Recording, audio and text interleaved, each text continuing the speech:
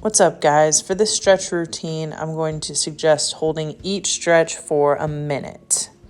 Starting in the couch stretch, make sure that the hips, the pelvis are tucked slightly under, keeping the rib cage closed down. The closer that shin and the top of your shoe is to the box or the wall that you're using, the deeper the stretch you're going to feel on that hip flexor and quad. If you need to, starting bending over, hands on the ground, hands on your knee, or sitting up all the way tall in that couch stretch. So once again, you're holding these for about a minute per, just enough to get loose. Then you're gonna go over into figure 4. So you're gonna scoot your butt right up against the wall or box or couch or whatever you're using.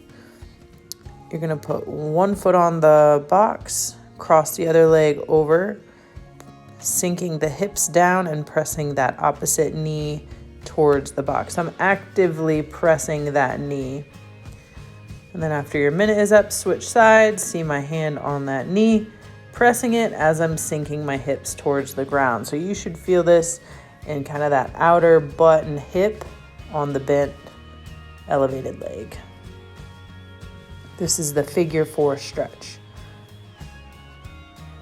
From there, I'm going to go into an elevated pigeon pose.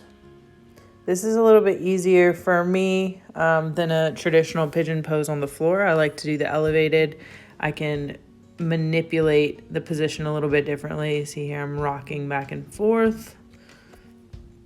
Ideally, that front shin is in a 90-degree angle. It's pretty uncomfortable for me today. I'm pretty tight. Then after your minute is up, switch legs. You can hop around to get into a good position that's really stretching your outer glute and hip. You should feel some stretching in your low back too. All of these things are connected. And then from there, going to do some dump trucks. So hands on top of the shoes. Chest is up, shoulders are back. Extend the hips and butt up to the ceiling, stretching the hamstrings.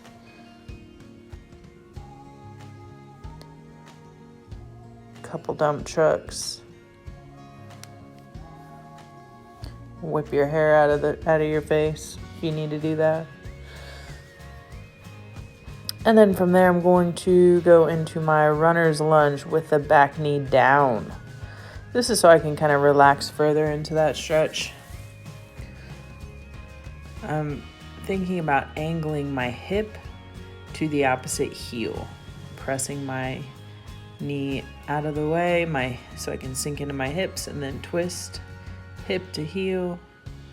After your minute is up, rotate.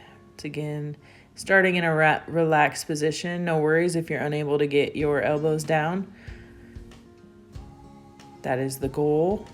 Hip to heel. Push the knee. Sink into your hips a little further. Twist to rotate. Wherever it feels good, feel free to hang out. And remember, staying in these stretches for about a minute. And then I'm just going to sit back into child's pose.